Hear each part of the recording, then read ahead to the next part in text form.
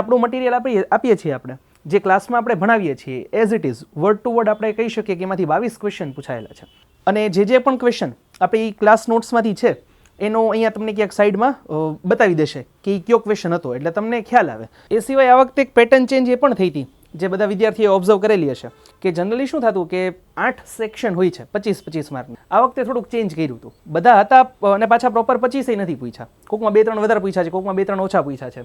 તો અને આડાવડા પૂછ્યા હતા. ભારતની આબોહવાને નીચેના પૈકી કયા પરિબળો અસર કરે છે? આ થોડોક ટ્રિકી ક્વેશ્ચન પૂછ્યો હતો. 2011ની વસ્તી ગણતરી મુજબ ભારતમાં સૌથી વધુ શહેરીકરણ ધરાવતું રાજ્ય કયું છે? પ્રોપર ફેક્ચ્યુઅલ ક્વેશ્ચન પૂછી લીધો હતો અને આપણે ક્લાસમાં કહેતા હોઈએ છીએ કે વસ્તીના લગભગ 2 થી 3 ક્વેશ્ચન પૂછે જ છે. આમાં બહુ ઇઝી હતું. તમને કોઈનો એકનો પણ જવાબ આવડતો હોય ને તો બાકીના બધાય મળી જાય એવું હતું. નહીં તો શું કરે જનરલી કે જે સૌથી ઇઝી હોય ને એને બધામાં સેટ કરે. આ સાચું છે, આસામમાં આવેલું છે, નદી ઉપરનો ટાપુ છે, પણ વિશ્વનો સૌથી મોટો ટાપુ નથી. વિશ્વનો બીજા ક્રમનો સૌથી મોટો ટાપુ છે. પહેલા નંબરનો છે એ એમેઝોનમાં આવે છે અને એનું નામ છે માર્જો. તો નમસ્કાર બધાને. જીપીએસસી STIની જે એક્ઝામ છે એ લેવાઈ ગઈ છે. એમાં સરે જે બંધારણનું જે પેપર સોલ્યુશન છે એ ઓલરેડી અપલોડ કરી દીધું છે. આજે આપણે જોવાનું છે જોગ્રાફીનું પેપર સોલ્યુશન કે જોગ્રાફીમાં કયા કયા ક્વેશ્ચન્સ હતા અને એના આન્સર શું આવી શકે. આપણે જે ક્લાસમાં ડિસ્કસ કરીએ છીએ એ ઉપરાંત સાથે જે ક્લાસમાં નોટ્સ આપીએ છીએ કે જેનાથી સ્ટુડન્ટ્સને છે રિવિઝનમાં પણ ફાયદો થાય. તો એ ક્લાસ નોટ્સમાંથી જે ટોટલ જોગ્રાફીના આપણે ગણીએ અને ક્લાઇમેટ ચેન્જ સાથે લઈએ પ્રોપર જે કહી શકાય કે ક્લાઇમેટ ચેન્જ એવું કે જે કરંટનો ભાગ નહોતો. મોટાભાગે ક્લાઇમેટ ચેન્જના ક્વેશ્ચન્સ જે છે એ કરંટ બેઝડ હોય છે, પણ જે એમાં પણ અમુક સ્ટેટિક ફેક્ટ્સવાળા કહેવાય ને તો એનો એક ક્વેશ્ચન ગણીને ટોટલ 28 ક્વેશ્ચન્સ હતા જોગ્રાફીના. 27 પ્રોપર જોગ્રાફીના ક્વેશ્ચન હતા. એમાં જે આપણું મટીરિયલ આપીએ છીએ આપણે જે ક્લાસમાં આપણે ભણાવીએ છીએ as it is word to word આપણે કહી શકીએ કે એમાંથી 22 ક્વેશ્ચન પૂછાયેલા છે. તો ખૂબ ફાયદો થાય છે સ્ટુડન્ટ્સને. આપણા જે સ્ટુડન્ટ્સ છે એમને મટીરિયલ વાંચેલું હોય એમને જોગ્રાફીના બધા ક્વેશ્ચન્સ એ અટેમ્પ કરી શકે. 4-5 ટ્રિકી ક્વેશ્ચન હતા એવા કે જે છે ને પ્રોપર ટેક્સ્ટબુકમાં કે તમને બીજે ક્યાંય જોવા ન મળે. તો અથવા એના માટે બહુ વધારે ડીપ રીડિંગની જરૂર પડે. તો એવા જે ક્વેશ્ચન્સ છે એવા પણ હતા. એટલે પેપર બટ ઓબ્વિયસ છે કે એવું બનાવવું જ જોઈએ કે 5-6 ક્વેશ્ચન એવા હોવા જ જોઈએ, તો જ જે પેપરનું છે એ મેન્ટેન થઈ શકે. તો જોઈએ કે કયા કયા ક્વેશ્ચન હતા અને એના જવાબો શું છે. તો સૌથી પહેલાં ક્વેશ્ચન નંબર 14 મારી પાસે જે પેપર સેટ છે જી સિરીઝનું એનો આ ક્વેશ્ચન છે. એમાં 14મા નંબરનો છે એટલે તમે ખાસ તમારી પાસે જે હોય એમાં જોઈ લેજો. The International Union for Conservation of Nature IUCN આનું શોર્ટ ફોર્મ થાય આ સંસ્થા છે એ તેના કયા ઉપક્રમ માટે વધુ જાણીતું છે? તો એનો જવાબ છે જોખમી મુકાયેલી પ્રજાતિઓની લાલ સૂચિ જાળવવા. હવે આ છે ને એક ખૂબ આમ વ્યવસ્થિત ટ્રાન્સલેશન કર્યું હતું. એકચ્યુઅલમાં એ જે બુક જે લિસ્ટ બહાર પાડે છે એને કહેવાય છે રેડ ડેટા, રેડ લિસ્ટ. તો એનું કહેવાય ને કે પ્રોપર શુદ્ધ ગુજરાતી કરી નાખ્યું લાલ સૂચિ. અને એમાં અલગ અલગ હોય છે કે એન્ડેન્જર્ડ, ક્રિટિકલી એન્ડેન્જર્ડ, જે લુપ્ત થઈ ગયેલી અથવા તો વિનાશના આરે આવેલી, આવી અલગ વલ્નરેબલ. આ છે ને એ લોકોની અલગ અલગ 9 કેટેગરીઝ છે કોઈ પણ પ્રજાતિ માટેની. તો એની છે ને એ લિસ્ટ બહાર પાડે છે અને અહીં આપણે ક્લાસમાં ચર્ચા કરીએ છીએ. એટલે આ ક્લાઇમેટ ચેન્જનો સ્ટેટિક ક્વેશ્ચન હતો. અને જે પણ ક્વેશ્ચન આપણી ક્લાસ નોટ્સમાંથી છે એનો અહીંયા તમને ક્યાંક સાઈડમાં બતાવી દેશે કે કયો ક્વેશ્ચન હતો એટલે તમને ખ્યાલ આવે. ઘણી વખત શું એવું થતું હોય કે ભાઈ ઠીક છે કહેતા હોય કે પૂછાય છે પણ એનું કંઈ છે કે નહીં ઓથેન્ટિક, તો આપણે એનું પણ સોલ્યુશન છે કે એના અહીંયા સ્ક્રીનશોટ તમને મળી જશે કે આપણી ક્લાસ નોટમાંથી ક્યાંથી પૂછાયેલું છે. એના પછી ક્વેશ્ચન નંબર 20 નીચેનામાંથી કયા પરિબળો મહાસાગરીય જળની ક્ષારતાને અસર કરે છે? હવે જો પ્રોપર ટેક્સ્ટબુકમાંથી વાંચીને કોઈ ગયા હોય અથવા તો કંઈ કરીને ગયા હોય ને તો એ થોડા કન્ફ્યુઝ થાય એવા હતા. બાષ્પીભવન અને વર્ષણ આ તો હોય, નદીઓ હોય, મહાસાગરોના પ્રવાહની ખ્યાલ હોય. મેનગ્રોવ છે ને એક એણે એવો ગુગલી મૂકી દીધી હતી કે વિચારે કે આવે કે ન આવે. અને પાછું તમે ઓપ્શન જુઓ તો પાછું મેચ નહોતું થતું કે 1, 2 અને 4 હોય તો એવા પાછા એક ઓપ્શન નહોતા. એટલે આનો આન્સર આવશે આન્સર D, 1, 2, 3 અને 4 બધા.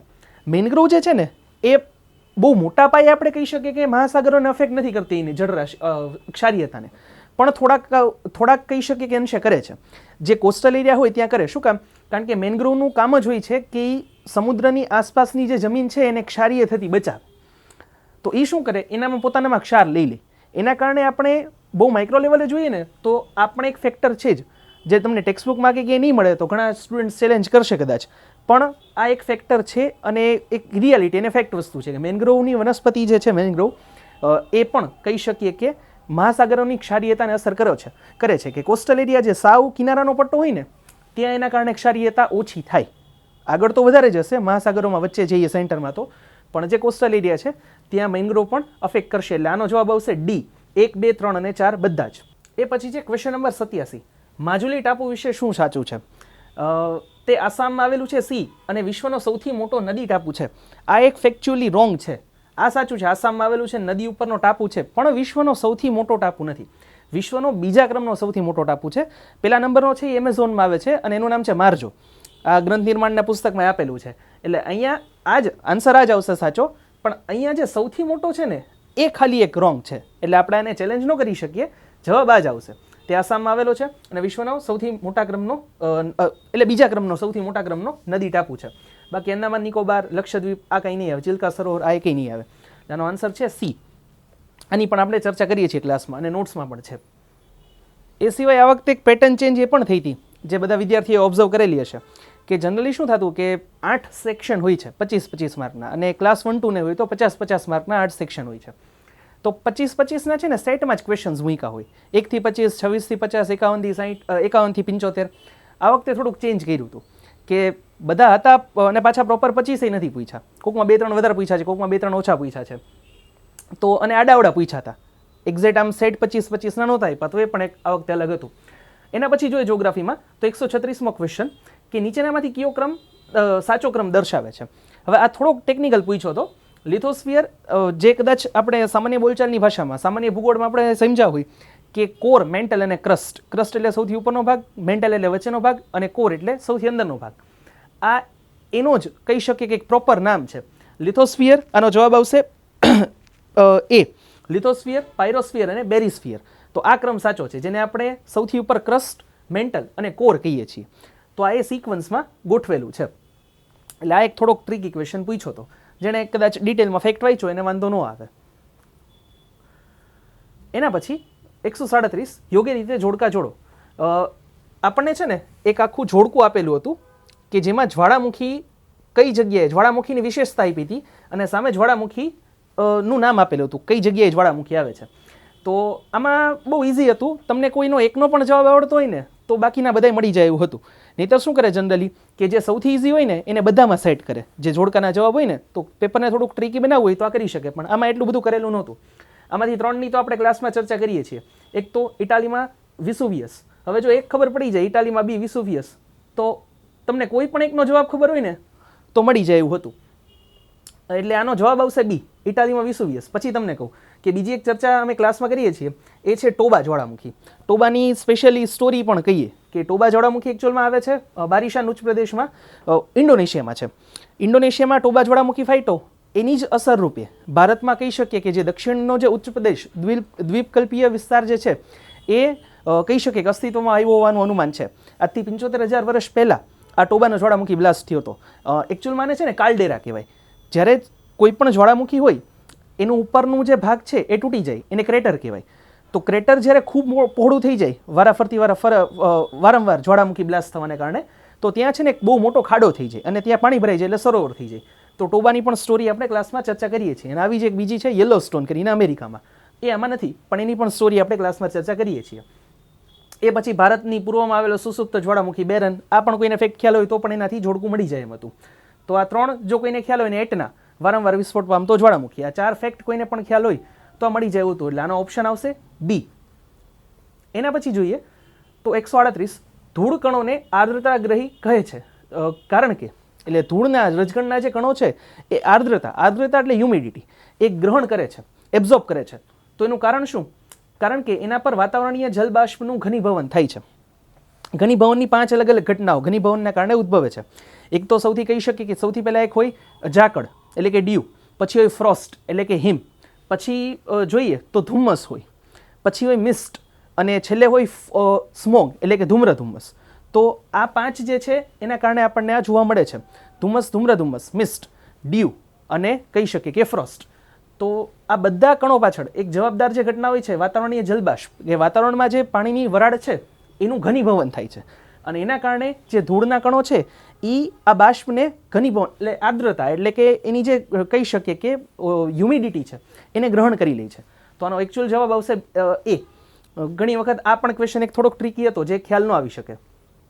નેક્સ્ટ ક્વેશ્ચન છે ઉષ્માનયન એટલે શું છે. આ પ્રોપર કહી શકીએ કે સાયન્સવાળો ક્વેશ્ચન એક પૂછેલો હતો. આમ જોગ્રાફીમાં, સાયન્સમાં કોઈમાં પણ ગણી શકીએ, એટલે આનું એક્ઝેક્ટ સેપરેશન કરવું અઘરું છે.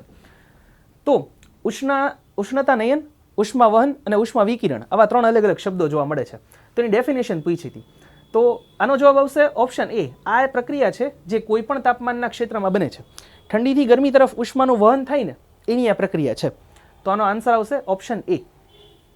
નેક્સ્ટ ક્વેશ્ચન છે 140મો. પ્રતિચક્રવાતની બાબતમાં કયું વિધાન સાચું નથી?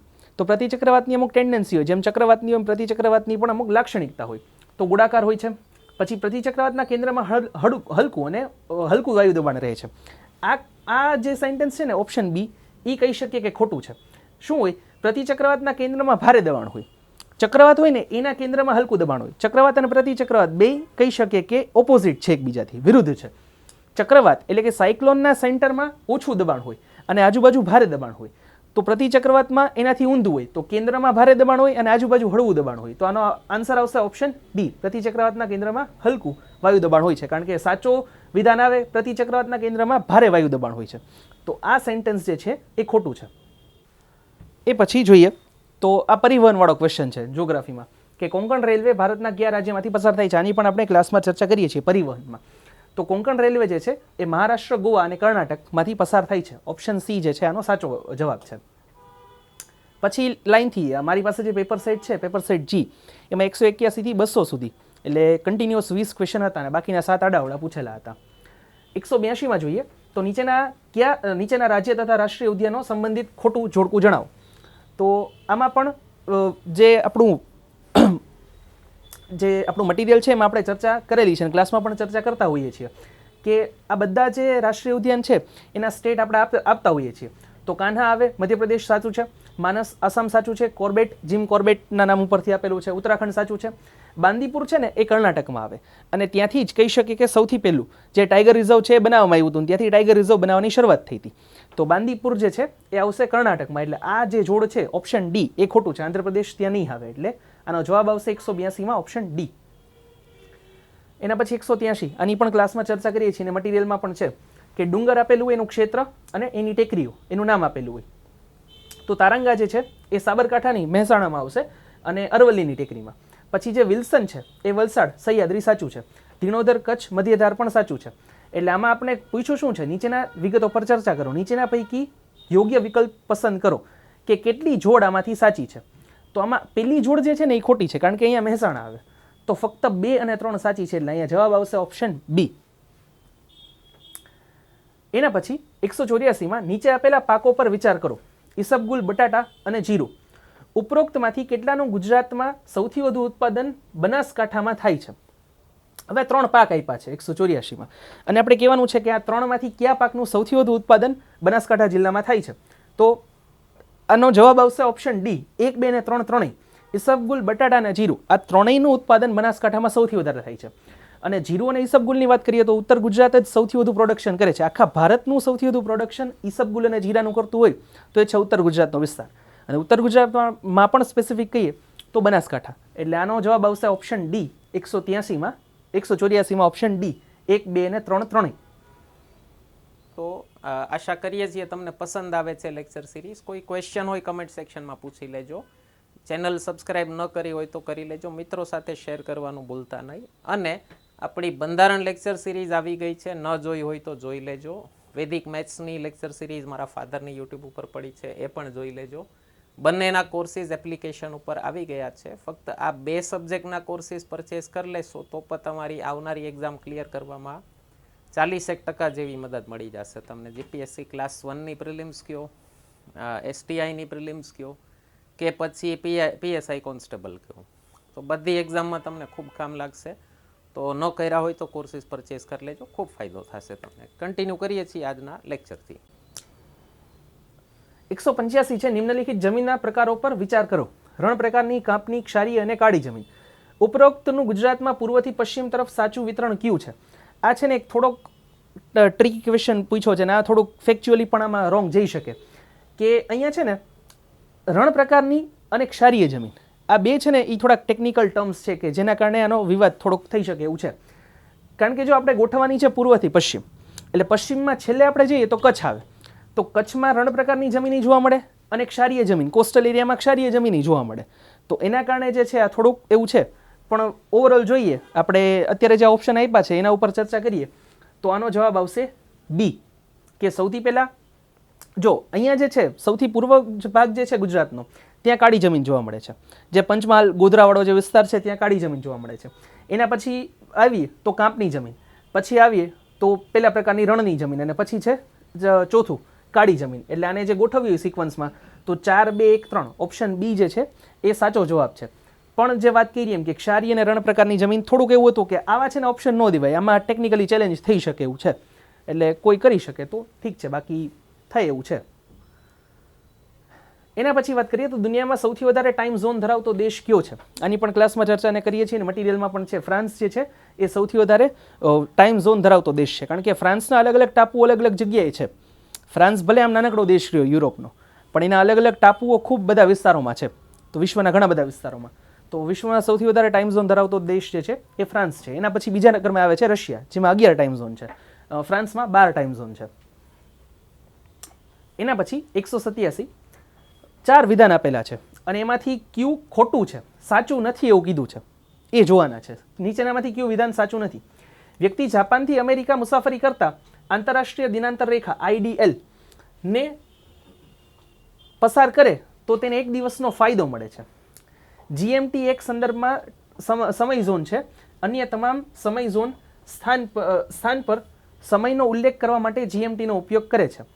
અને પછી જે છે ત્રીજું, ભારતની પ્રમાણ સમય રેખા ગ્રીનવિચ પૂર્વમાં 82.30 સ્થિત છે. અને ચોથું, પૃથ્વીને 1 ડિગ્રી રેખાંશને પાર કરવા માટે 4 મિનિટની જરૂર છે. આ ચારેય વિધાન સાચા છે, એટલે આનો જવાબ આવશે ઓપ્શન ડી, એક પણ નહીં.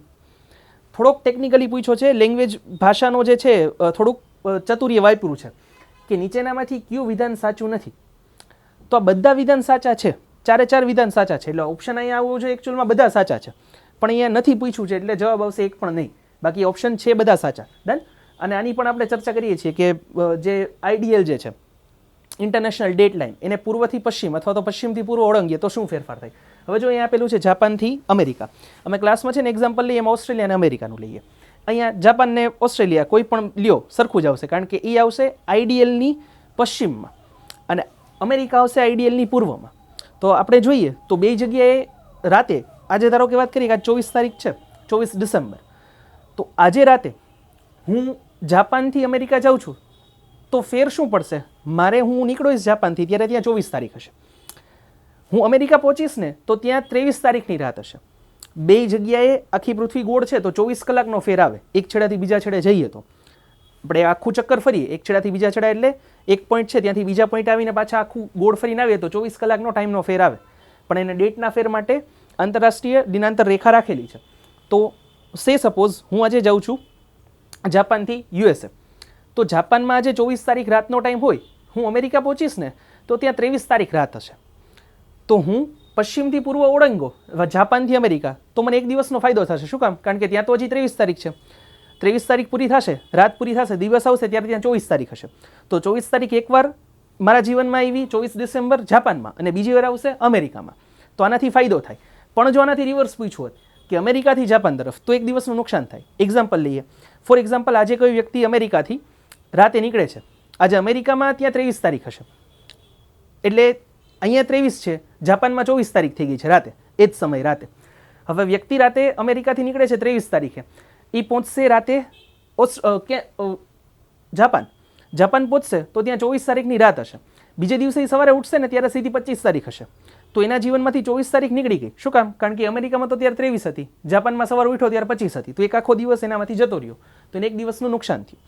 તો IDL સામાન્ય રીતે આપણે એક થિયરી જોઈએ તો એને પશ્ચિમથી પૂર્વ ઓળંગીએ તો 1 દિવસનો ફાયદો થાય ગોખવા માટે, અને પૂર્વથી પશ્ચિમ ઓળંગીએ તો 1 દિવસનું નુકસાન થાય. આ ગોખવાની સિસ્ટમ છે, આ એક્ઝામ્પલ છે. એક્ઝામ્પલ યાદ રાખીએ તો વધારે સારી રીતે યાદ રહે. ગોખીએ તો એ ભૂલાય જાય, પૂર્વનું પશ્ચિમ, પશ્ચિમનું પૂર્વ ક્યારે થઈ જાય ખબર ન પડે. તો આની પણ આપણે ચર્ચા કરીએ છીએ વિથ એક્ઝામ્પલ. તો આનો જવાબ આવશે ઓપ્શન ડી, 187. એના જ જેવો પાછો બીજો ક્વેશ્ચન પૂછ્યો છે એના રિલેટેડ. જો ગ્રીનવિચ સમય સવારે 6 વાગ્યાનો હોય તો કયા રેખાંશ પર તે સમયે સવારના 11 વાગ્યા હશે? હવે દર 15 રેખાંશ આપણે વાત કરીએ ને તો છે ને 1 કલાકનો ફેર પડે. દરેક રેખાંશે જો અહીંયા 4 મિનિટનો ફેર છે, તો 15 રેખાંશે 60 મિનિટનો ફેર પડ્યો, 60 મિનિટ એટલે કલાક, એટલે અહીંયા સીધું ગણિત ગણવાનું હતું. હવે ત્યાં 6 વાગ્યા છે અને 11 વાગ્યાનો પૂછે છે, તો 5 કલાકનો ફેર થયો, તો 15 5 75, તો 75 પૂર્વએ જવું પડે. જીએમટી જે ગ્રીનવિચ જે ઇંગ્લેન્ડમાંથી નીકળે છે, ત્યાં એવું પૂછ્યું છે કે સવારે 6 વાગ્યા હોય, તો કયા રેખાંશ ઉપર કઈ જગ્યાએ પૃથ્વીમાં તે સમયે સવારના 11 વાગ્યા હશે? તો મીન્સ કે એનાથી 5 કલાક આગળ જવા માટે પૂર્વ જવું પડે, પાછળ કીધું હોય તો પશ્ચિમ જવું પડે. તો જો અહીંયા પૂર્વ પશ્ચિમ બે આપેલું છે, 60 પૂર્વ 60 પશ્ચિમ, 75 પૂર્વ 75 પશ્ચિમ. તો અહીંયા સીધું ગણિત જ લગાવવાનું હતું કે એક રેખાંશ તમારે કોઈ વ્યક્તિ 0 રેખાંશે છે ત્યાંથી એક રેખાંશે પહોંચે ને તો 4 મિનિટનો ફેર પડે. તો અહીંયા 5 કલાકનો ફેર હતો, તો સીધું ગણિત લગાવવાનું હતું 1 કલાકમાં 15 રેખાંશ ફરી શકાય. એટલે કે એક જગ્યાએથી બીજી જગ્યાએ જાવ તો 15 રેખાંશનો ફેર આવે, 1 કલાક અને 15 રેખાંશનો ફેર આવે. તો આને સીધું મલ્ટિપ્લિકેશન કરવાનું હતું કે 5 કલાક છે તો 75 રેખાંશ થાય, 15 5 75, તો 75 પૂર્વ જે છે આનો જવાબ આવશે. 189, આ પણ થોડોક એક ટ્રિકી ક્વેશ્ચન હતો. નીચેનામાંથી વિધાનો ધ્યાનમાં લો. વિષુવવૃત્તીય પ્રદેશોમાં વર્ષને 4 મુખ્ય ઋતુઓમાં વહેંચવામાં આવે છે. બીજું, ભૂમધ્ય પ્રદેશમાં ઉનાળામાં વધુ વરસાદ થાય છે. આમાં છે ને જવાબ આવશે ઓપ્શન બી, ફક્ત 2, કારણ કે વિષુવવૃત્તીય પ્રદેશોમાં 4 ઋતુ નથી હોતી. ત્યાં 4 ઋતુ જોવા જ નથી મળતી, કારણ કે વિષુવવૃત્તીય પ્રદેશમાં સવારે ખૂબ ગરમી હોય, પછી બપોરે જોઈએ તો સવારે આપણે કહીએ કે આમ નોર્મલ વાતાવરણ હોય, બપોરે જોઈએ તો ખૂબ ગરમી હોય, અને રાતે જોઈએ તો વરસાદ હોય, રાતે પાછું ઠંડી પણ હોય. જ્યારે સાંજે વરસાદ જાય પછી રાતે ઠંડી હોય. તો એક જ દિવસમાં 3 ઋતુ ત્યાં વિષુવવૃત્તમાં લગભગ આખું વર્ષ જોવા મળે છે. તો ત્યાં આખા વર્ષમાં પ્રોપર 4 ઋતુ જોવા મળતી નથી. અને ઉનાળામાં ભૂમધ્ય પ્રદેશોમાં વરસાદ વધુ આવે છે. એનું કારણ શું? કારણ કે બાષ્પીભવન વધારે થાય, એટલે સાંજે ત્યાં દરરોજ વરસાદ આવે છે. તો એના કારણે ઉનાળામાં ત્યાં વધુ વરસાદ આવે છે. એટલે અહીંયા જવાબ આવશે ઓપ્શન બી, ફક્ત 2. 2011ની વસ્તી ગણતરી મુજબ ભારતમાં સૌથી વધુ શહેરીકરણ ધરાવતું રાજ્ય કયું છે? પ્રોપર ફેક્ચ્યુઅલ ક્વેશ્ચન પૂછી લીધો હતો, અને આપણે ક્લાસમાં કહેતા હોઈએ છીએ કે વસ્તીના લગભગ 2 થી 3 ક્વેશ્ચન પૂછે જ છે. 2011નો સેન્સસ થયો છે, 13 વર્ષ થયા તો પણ ક્વેશ્ચન પૂછે છે, એટલે જોઈ જ લેવું પડે. આપણે આખું કોષ્ટક બધા આપ્યા છે, વસ્તીના જેટલા પણ ક્વેશ્ચન પૂછે છે, પ્રોપર વસ્તી ગીચતા, જન્મ મૃત્યુ દર, શહેરીકરણ, આ બધાના આપણે ડેટા આપેલા છે. તો એમાં જે છે ગોવા જે છે સૌથી વધુ શહેરીકરણ ધરાવતું રાજ્ય છે. સ્ત્રી પુરુષ પ્રમાણ આ બધા ક્વેશ્ચન પૂછે છે. પછી 191, પશ્ચિમી વિક્ષેપ અથવા તો વેસ્ટર્ન ડિસ્ટર્બન્સ ઉત્તર ભારતમાં પાક પર કેવી અસર કરે છે? આની ચર્ચા જીપીએસસી ક્લાસ 1-2ની મેન્સમાં આનો ક્વેશ્ચન પૂછાયેલો હતો 2023માં.